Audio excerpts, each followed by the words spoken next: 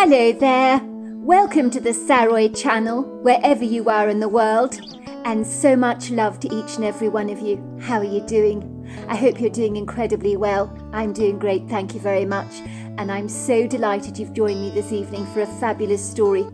But before we get started, you go and get yourself something fabulous to drink, something comforting and warm, or something refreshing and light.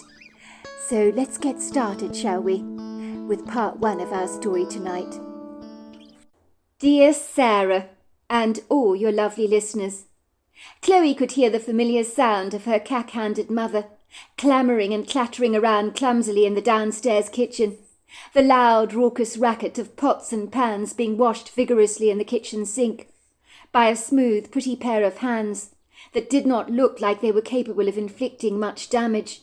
But the truth could be remarkably deceptive, for Chloe's mother's hands could create chaos as masterfully as a potter can create a beautiful earthen pot on a wheel. The crashing noises Chloe's mother was making were so obtrusive, if you did not know any better, you'd swear someone was throwing bricks at the exterior window of their classic-style traditional-looking home in southwest Portland, in an area known as Goose Hollow, in Multnomah County. No doubt Chloe's long-suffering father was standing diligently by his wife's side, while she rattled the dirty dishes in the sink after the meal that they had enjoyed, on a lackadaisical, carefree Saturday evening that the family would falsely assume would pan out like any other traditional Saturday evening. But little did the Dyer family know, this evening would go badly awry in ways they never imagined possible. For if we could predict the outcome of events, we would likely make very different decisions. Chloe's father was fastidiously putting the dishes away, neatly in the kitchen cupboards, and stacking the plates on the shelves in a perfectly straight line. As everything he did, Jackson Dyer was methodical, and his organisational skills were nothing short of impressive. It was hardly a wonder that he managed a large team of people at the bank, because order and common sense were Mr. Dyer's middle name. When Chloe had observed the family accounts her father kept in his offices at home, she had been staggered to find that they were so meticulous. You could find anything in her father's office. Everything was so perfectly ordered. In a heartbeat you could find her father's life insurance policies and the deeds of his will.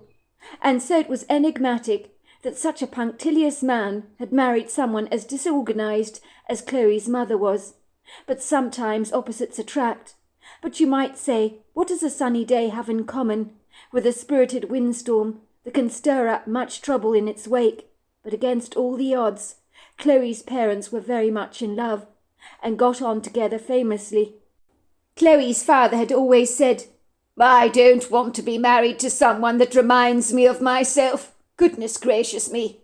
I couldn't think of anything worse than staring at myself opposite the breakfast table. No, someone as fastidious as me. In another person. No, I wouldn't like that at all. Your mother's feistiness, I find it very attractive." Chloe privately thought maybe her father secretly enjoyed clearing up her mother's messes, of which there were many. It was amazing the Dyer family had never owned a dishwasher a day in their lives. But Chloe's father possibly believed a dishwasher in their household would break down as often as the washing machine had done. It would seem their plumber, an all-round handyman, Thomas Thrasher, a very rounded man with a portly physique, who had a jovial personality, receding hairline, and bright button eyes. He would wear a bright orange bandana on his head, along with a pair of denim overalls, and arrive promptly at their house with a spanner in his hand, in his old battered utility vehicle, with a worn-out sign on the side which read, "Thrasher's Handyman Services." This white utility van would make an alarming noisy racket as it wobbled precariously on its wheels like an inebriated drunk. Mr. Thrasher would park it directly outside the front door of the Dyers' 18th century home. Mrs. Dyer was always terrified it would break down on her driveway, as the ungainly, cumbersome vehicle was so incredibly old. It was amazing it actually still worked. But Mr. Thrasher believed if it wasn't broken, you shouldn't get rid of it. He would arrive at the door with a big grin on his face, asking Chloe's mother, "What is it this time, Mrs. D?" he'd say, giving her a big wink.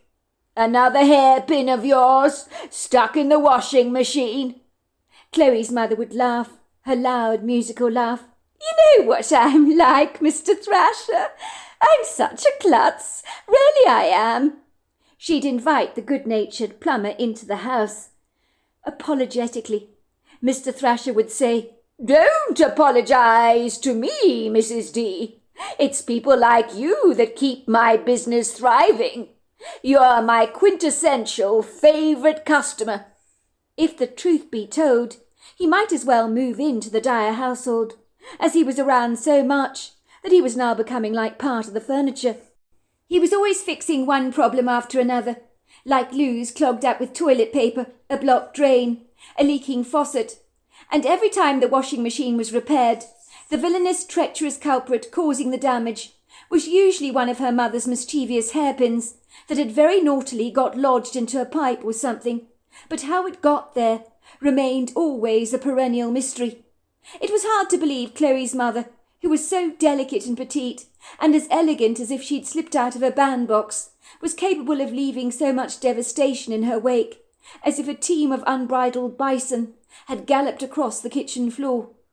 By all accounts, it was always better when Chloe's father put things away, as the breakable object might miraculously survive the wrath of Chloe's mother's ungainly but very delicate feminine hands, and the intrepid journey from the sink to the cupboards from which they belonged, without being smashed to smithereens.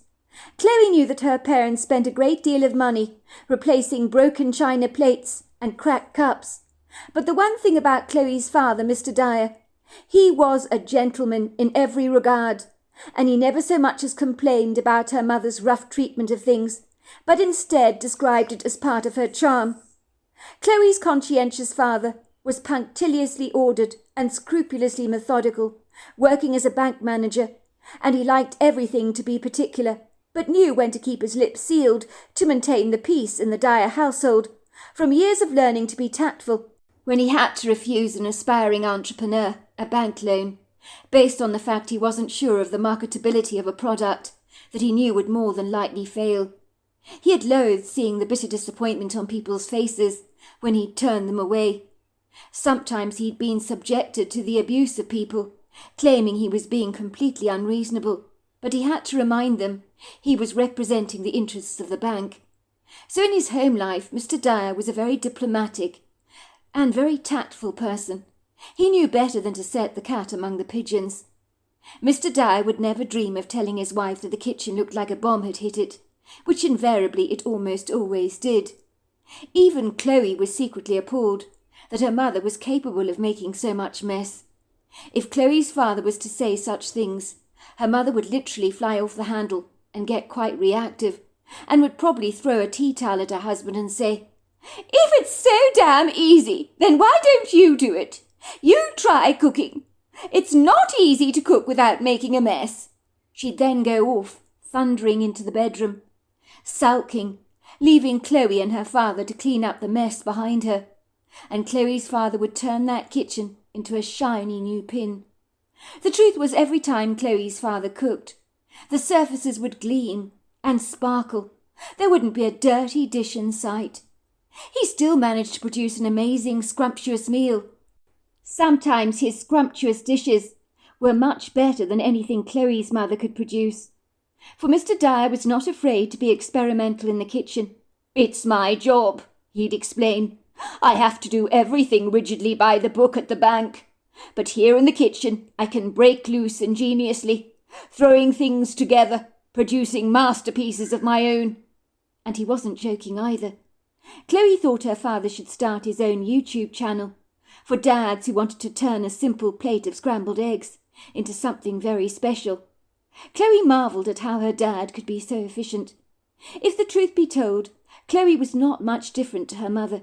She had sadly inherited that disruptive gene, if there is such a thing, where you're inclined to be naturally messy, which meant when she made a chocolate cake, half the mixture would drop on the floor, some of it would speckle the backsplashes of the kitchen surfaces, and enigmatically find itself crystallized on the side of her mouth, which she could never explain, because it looked suspiciously as if she'd been licking out the dirty bowl.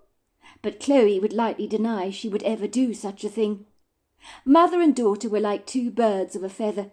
It didn't help that they had a dog called Wilbur, a Rhodesian Ridgeback, who had a penchant for stealing all the family shoes, which he sometimes scrupulously buried in the backyard, with his large selection of dog bones. Sometimes half a shoe would be missing, and a quick trip into the yard, and a little archaeological dig in the ground, you might recover a family treasure, which was lightly ruined and aged by a plethora of dirt, exposure to the elements, and being buried for quite some time under the ground, which can wreak havoc on your shoes. It would seem Wilbur never managed to get his hands off any of Mr. Dyer's stuff, for the man wisely put everything away very neatly in his cupboard, a lesson that would have served her mother and Chloe rather well, if they wanted to preserve their ever-increasing selection of shoes. If the household was not chaotic enough, Chloe's mother had a habit of losing things. If she was going out on an evening, the dress she wanted to wear could never be found, so that every single drawer was ransacked, every wardrobe flung wide open, that if you didn't know better, you would think that the FBI had raided the Dyer household in search of some secret documents and turned the house upside down to look for the proverbial needle in a haystack. And more than likely they'd leave empty-handed, because sometimes it was impossible to find missing things in the Dyer household. On this mellow, very pleasant evening, 17-year-old Chloe cracked her bedroom door open and peeked outside, as furtively as a fox clandestinely watching a rabbit burrow, to see if he could discern any activity, so that he could pounce on an unsuspecting rabbit. She listened intently. The familiar banging sounds in the kitchen were followed by the tinkle of her mother's cheerful laughter. Good, she thought. The coast is clear. She was feeling an excited thrill. Her heart was spiritedly leaping in her chest. She knew she was the quintessential envy of every girl in her school. She felt like she had struck gold. How had she managed to get so lucky? Who would have thought that the school rising football star, who looked as if he was a doppelganger for John Travolta in his early days, when he starred with Olivia Newton-John, would give her even the time of day? But he'd done more than that. It was official. Chloe Dyer was now Lennox Miller's girlfriend, and as a result all the cool people in school were giving her attention, for the very first time in her life. Lennox possessed similar dark locks, like the young John Travolta had owned, and similar cornflower blue eyes, that made all the girls melt like chocolate on a sunny windowsill. Everyone wanted to be noticed by Lennox Miller, but not many girls would get his attention. Who would have thought such a handsome, good-looking young man would even give her a second glance? For the last 3 weeks she'd been dating the quintessential school hottie, and it seemed that all her dreams had suddenly come true. For so long Chloe had been on the outskirts of the school's popular kids, an outcast, so to speak, sitting among some of the less popular kids at school, sinking her teeth into an apple, and pretending to be caught up in Netflix movies on her iPad, but clandestinely, enviously watching the gatherings of popular kids, sitting together in congenial clusters under the large oak tree with its sculptural outstretched boughs. How Chloe wished she could belong with them. She had never felt like she fitted in, especially as in her early years she had struggled with her weight and had often been called fatty by the bullies at school. Some mean girls would ask her if she was expecting a baby in due course. "Oh, my word, Chloe! The size of your stomach! It's growing every day! You must be 6 months along," Lucinda Callister would say. "Oh, my word! Who made you pregnant? I don't think any boy in the school would be that mad." "Oh, sorry, I forgot. You're just plain fat," she had said, the corners of her lips curling up into a nasty grin.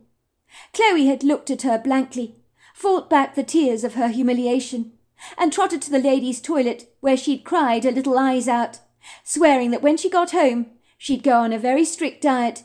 She would show those vicious girls at school that she was someone that was worthy of attention. Those mean girls would never get the chance of humiliating her again. It would seem Lucinda Callister, who was considered one of the prettiest girls in the school, had a mouth on her as dirty as a sewer. It was a pity the outside did not match the inside, for the girl could be viciously cruel, and enjoyed eating up the people she hurt for breakfast, She had earned the reputation at school as the praying mantis, and had broken many a boy's heart along the way. Her heartless words had pierced Chloe to the core, but she knew some kids could be very cruel, and Lucinda was the queen of cruelty, with an unbridled tongue that was hardwired to cause the maximum amount of damage. It hadn't helped that Chloe had to wear braces that looked like unsightly railway tracks across her teeth, and to make matters infinitely worse, with less than a favourable eyesight, her beautiful blue eyes were swallowed up by a pair of unsightly-looking glasses that made Chloe look like she was wearing a pair of thick goggles. It was hardly a wonder no one paid her any attention, the boys never giving her a second glance. Not many could look spectacularly beguiling in a pair of goggles with thick lenses that Chloe wore, that would likely make Lucinda Callister look like a real dork. How Chloe wished that Lucinda Callister would be forced to wear glasses like hers. Chloe had decided to rigidly stick to her diet, and had put a picture of Lucinda Callister on the refrigerator door, reminding her that every time she ate something fattening, she was only encouraging Lucinda and her unbridled tongue to spout out more poison at her, and ask her when the baby was due, or whether she was expecting triplets. That girl would never have the privilege to do that again to Chloe. When she would see the picture on the refrigerator, it was easy not to overindulge, and the pounds effortlessly dropped off her. She ended up getting contact lenses, and then her braces were removed. She soon became a junior cheerleader and gained an impressive level of fitness. She could stretch her legs higher than Lucinda Callister could, which made her feel incredible. One day she'd sauntered into school with a confident swagger, as now she no longer had to wear those bottle glasses again. She was bewildered to find every boy who had previously ignored her in the past was now giving her much undivided attention, along with a plethora of approving glances, much to the extreme annoyance of Lucinda Callister, who was most aggrieved about the attention that Chloe was receiving, that should rightfully be hers. Lo and behold, against all the odds, Lennox Miller, of all people, had trotted up to her with a jubilant grin on his face. The dimples on his cheeks had looked cute, and Chloe's heart had melted like butter. She thought he was looking at someone else, so when he'd asked her on a date, she had looked confounded. "You're asking me out?" she had asked incredulously, looking at Lennox as if he must have lost leave of his senses. "Why are you so surprised?" Lennox had said. "You're the most beautiful girl in the school, and now you've got rid of those ugly glasses, you're like a queen." Chloe could see by his earnest blue eyes he'd meant every word of it, and was not just buttering her up. It would seem the quiet, unassuming duckling had become a swan. Chloe snuck out of her bedroom and tiptoed across the rattling floorboards to her mother's bedroom suite. That was the problem with old houses. They'd have bones that would creak and groan when you tried to be as light as you could on your feet. But Chloe knew her parents were so caught up in their evening ritual of washing all the dishes, they were unlikely to hear her. She found herself in her mother's gleaming white bathroom that had recently been renovated at great expense by a man whom Mr. Thrasher had highly recommended. "Don't you worry, Mrs. D. I'll set you up with the finest bathroom renovator in town. He can transform a pig's ear into a silk purse. You won't recognize your bathroom any more." It was true. It was hard to believe that the old bathroom, much like Chloe, had undergone a miraculous metamorphosis. It was horrifying to discover in the old pipes there had been a huge pile of hair that had been stuck there, possibly hair belonging to people going back for generations that had bathed in that bath. It had been the size of a football. The thought had made Chloe squirm in disgust, but the new bathroom was so magnificent. She could stare at it all day if given the opportunity. She moved very clandestinely towards the bathroom cabinet, discreetly pulling out the fourth drawer where her mother stashed away all her medicines. The question was, what should she take? She examined the first bottle, reading the label, realizing that this bottle contained powerful painkillers that the dentist had given her mother once, after a severe tooth infection that had caused her mother a grievous amount of pain. She opened the bottle, retrieving 3 pills, which she stuffed in her jean pocket. She found some Xanax and some tranquilizers in another bottle that had been prescribed to her mother, when her grandfather Barry had died. She remembered how her mother had fallen apart after Barry's death, locking herself up in her bedroom for days on end. She was so distressed to lose her father. Chloe put 3 Xanax and 2 tranquilizers in her pocket. She came across another prescription bottle and had no idea what the pills were used for, but she pocketed several of them anyway. And there was another painkiller for stomach spasms and indigestion. She put them into her jean pockets, jiggling them around first in her hands to inspect them more closely. Then she found a bottle of sleeping tablets. She undid the top, removing a couple of tablets and slipping them into her pocket. All of a sudden she heard her mother calling out at her from down the stairs. "Chloe! Chloe, are you there, sweetheart? Your date has arrived." "I'm coming, Mum. I won't be a second," she called out, hurriedly slamming the door closed and glancing at her reflection briefly in the mirror. These days she struggled to believe the once ugly school kid, with the scattering of freckles across her nose and the bottle glasses that she used to wear, was the same girl staring back at her in the mirror. She had to admit her transformation was as miraculous as the bathroom. "Is that really me?" she thought, staring back at the pretty blue eyes and buoyantly curly blonde hair that was reflected back at her in the mirror. "Chloe, sweetheart," came her mother's voice. "Lennox is here. Don't keep him waiting, will you? Hurry up, dear." Chloe began to panic. If her mother caught her snooping around the brand new bathroom, she'd not be best pleased. Chloe tiptoed out of the bathroom very discreetly and hurriedly dashed down the long staircase, where Lennox Miller was waiting for her, with an appreciative grin on his face. He gave her a wink. "Wow, you look amazing, Chloe," he said, glancing at her approvingly, at the smart designer jeans she was wearing, along with the elegant silver tank top. "You look pretty cool yourself," said Chloe shyly. "Oh, this old thing," said Lennox. "It belonged to my older brother, but I like the logo. That's why I wear it." Chloe secretly thought Lennox would look good with a sack of potatoes over his head, but she said nothing. Chloe's mother glanced briefly at her watch and then at Chloe.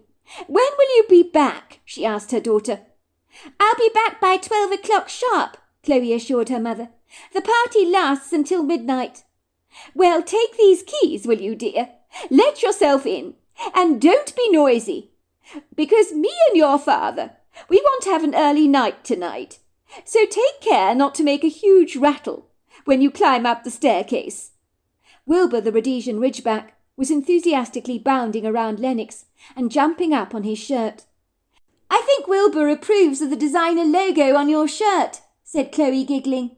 "Get down, Wilbur, will you?" said Mrs. Dyer. "Oh, I do apologize, Lennox. This dog is so out of control sometimes. But I do think he likes you a lot. He's not usually all over people like this. Normally he's actually quite a well-behaved dog." "Don't worry," said Lennox. "I love dogs, Mrs. Dyer. He probably can smell my dogs I've got at home. I've got 3 of them, you know." Chloe's mother stood in the doorway, calling after her daughter. "Have a good time, my darling. Don't do anything I wouldn't do, which means you can almost do anything," she teased. "Don't forget to be back by 12. "Your mum's so cool," said Lennox. "I really like her," once they were both sitting in Lennox's gold BMW.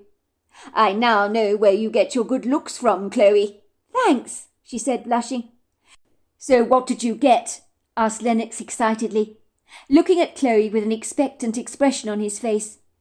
Chloe pulled out over a dozen pills from her pocket, laying them out flat on the palm of her hand to show him. He studied the pills closely and smiled. "Good girl, you did well." "Well, there are painkillers here, anti-anxiety stuff, and possible sleeping medication as well, along with an assortment of other pills. This is what you wanted, isn't it?" "It's exactly what I wanted," said Lennox with a chuckle. Chloe looked at Lennox intently. "Are you sure your friends will be all right with me coming to this party?" "Of course, you silly mutt," he said, tweaking her nose affectionately. "You're my girlfriend, aren't you? We've been dating for 3 weeks already." Chloe's chest swelled with pride. It felt good to hear Lennox call her his girlfriend. It made her feel remarkably important that she was dating the most popular, well-liked boy in the entire school. But Chloe liked him, because although he was fancied by all the girls, he never let it get to his head, unlike Lucinda Callister, who thought she was all that, which made her infinitely less attractive. In Chloe's humble opinion, there was a genuine warm side to Lennox Miller. "I'm just nervous," she admitted candidly. "This is the first pill-popping party I've ever been to. I guess I just don't know what to expect." Of course she'd heard about such parties from some of the girls at school, when she'd longed to be part of the in-crowd, but now with Lennox a senior and a hottie to boot, she was well on her way to being considered one of the cool kids at school. It didn't get better than that, and Chloe could not wipe the happy, contented smile off her face. Lennox drove away down the streets of their green leafy Portland neighbourhood. He glanced at her with appreciative eyes. "What is the big smile for?" he asked her gingerly. "I don't know. I'm just happy to be here with you," she said. "You know, Chloe, I'll tell you what I like about you," he told her. "You're not an airhead. You're rarely pretty, but you've got some substance. That's what my mother calls it," he laughed. "She tells me some of the girls I've dated in the past are like teddy bears without any stuffing." "Really?" said Chloe. "What did she think of Lucinda Callister then? You dated her for long enough, didn't you?" "Lucinda," he said, rolling his eyes. "That girl! Oh my God, what did I ever see in her? She's so full of herself. Unlike you." "I doubt I'll ever be full of myself," Chloe confided. "Whenever I look at myself in the mirror, I see myself as I was, with those awful bottle glasses that I used to wear, those dreadful braces, and I was a little overweight. It was Lucinda who made me get fit and cut back on the calories, because she told me once I looked 6 months pregnant." Lennox whistled. "That was never true. You never looked 6 months pregnant. You might have had a bit of puppy fat, but that was all. Girls can be cruel," he said. "My God, I was an idiot to go out with such a snake in the grass. Anyway, let's get going to the party, shall we? The last thing I want to do is to be talking about that awful girl, Lucinda Callister. There's so many more positive things to think of. It's going to be an absolute ball. We're going to have a blast," he assured Chloe, giving her hand an encouraging squeeze. "The only setback, it's an hour's drive from Portland. You know Kelly Carpenter?" Chloe nodded. "Well, her parents are away, and the barn they have on their sizable property is often hired out for wedding venues. So it's kitted out with chairs and tables, everything we need. So we're having the party there. Oh, it's going to be amazing. If her parents knew about it, they'd probably have kittens. But you know what they say. While the cat's away, the mice do play," he chuckled. Chloe was not sure what was expected of her at a pill-popping party, and didn't really fancy popping people's prescription tablets. But what was the harm in that? If the pills had been prescribed by doctors, they should be safe to take surely, unlike the notoriously unreliable pills you could buy from unscrupulous, rather sketchy, reckless drug dealers, who did not care a jot about the safety of the drugs they supplied their patrons. The untrustworthy source of those pills could be very questionable at the best of times, but at this party that Chloe was attending tonight with Lennox, it was not like that. They would certainly not be knocking back unorthodox concoctions like ayahuasca, GHB hallucinogens, heroin, cocaine, or even depressants, which was a monumental relief for Chloe.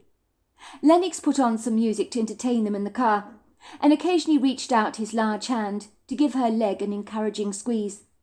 Both of them bobbed their bodies happily to the music, and when they knew the words of a song, they'd sing along.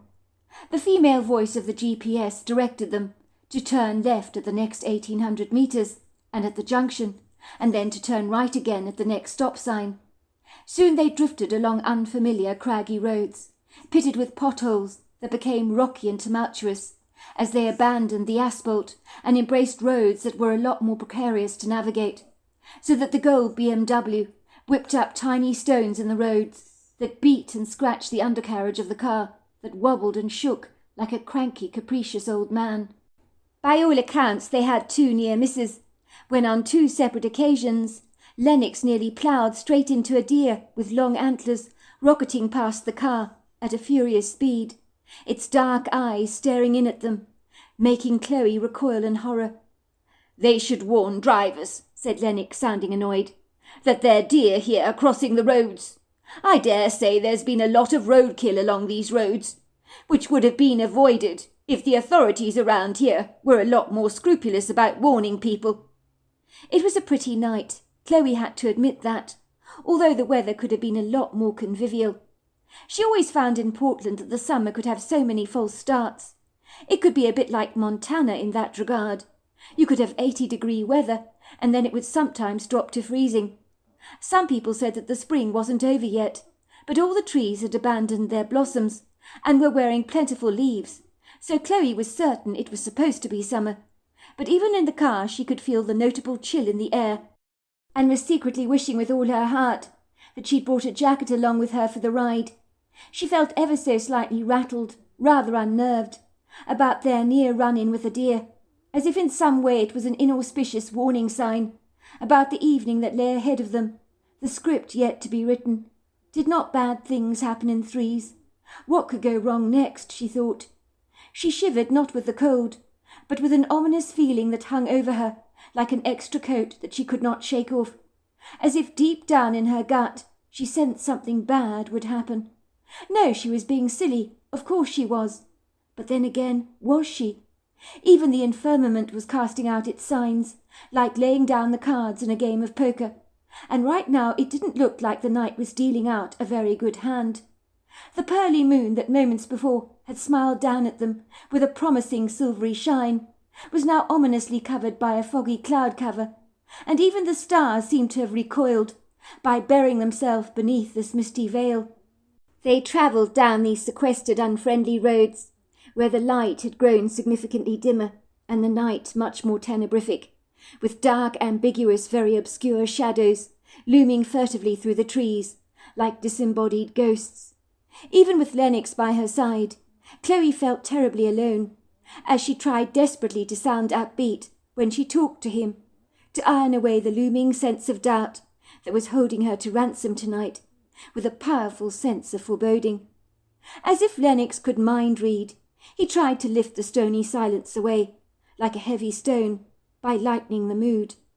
"I can sense you're a little nervous, Chloe, about the party tonight, but it's going to be just fine, I promise you. I'll make sure I look after you. You're my girlfriend after all. For goodness sake, don't look so worried. You look so tense. I've got half a mind to abandon this party, take you somewhere else. You just look so worried." "I'm sorry. I guess I'm just a little apprehensive, that's all. I'm just being silly." "You're not silly. Let me tell you about the party," said Lennox, "so that you know we all bring alcohol along with us. I've got stuff in the trunk of the car, which we hand in when we arrive, and some snacks. There'll be a big bowl where we put the pills in it, and we mix them up. You can take a small handful, about 5 or 6 pills, knock them back, and wait for the high to come. Sometimes the pills, well, they're duds. They don't work.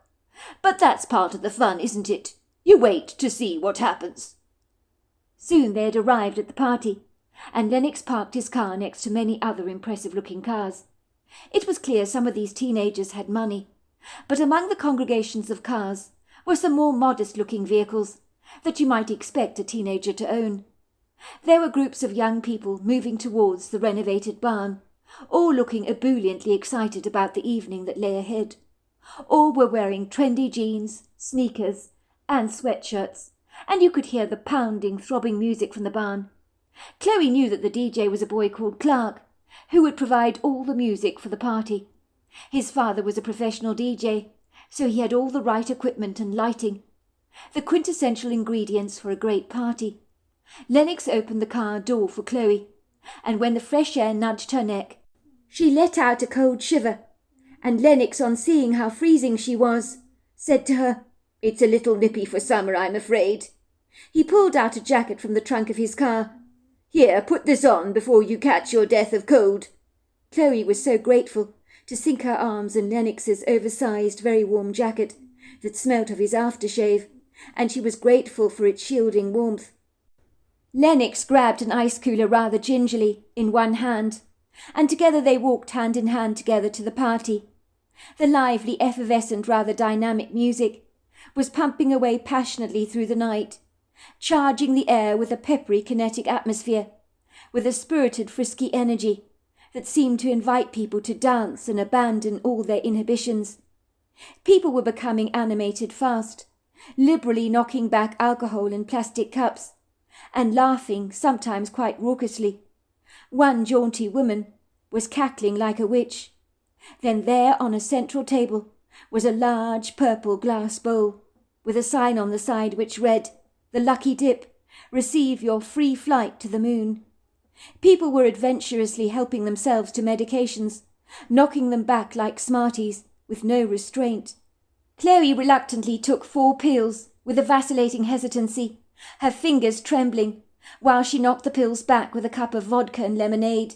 The pills got awkwardly lodged in the back of her throat, but on the second sip of her drink, they regretfully went down. Lennox took about 6 pills. Then he swept Chloe up in his arms, with a spirited swing, and they danced together for a while. "We've done it," he whispered to her, giving her a squeeze. "Now we wait and see if we got lucky tonight." Chloe clung to Lennox like a limpet.